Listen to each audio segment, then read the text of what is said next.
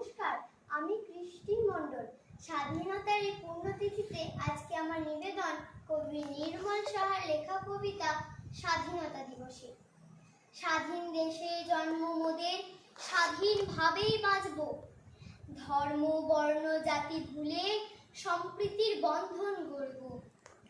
দেশপ্রেমের রোজগান, দেশদ্রোহিতাকে রুখব। অখণ্ড ভারত করব রক্ষা, শত্রু দমন করব।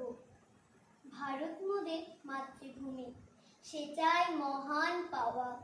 ভারত মাতার মান রক্ষা মনের গভীর চাওয়া। শোষণ পীড়ন মুক্ত সমাজ দেখতে মোরা চাই। বিভেদ রেখা মুছে যেন এক নতুন সমাজ পাই। ধর্ম নিরপেক্ষ দেশ যে মোদের, ধর্মে কি বা আছে? বর্ণভেদের সরকারি প্রথায় বিভ্রান্তি জাগে রাজে।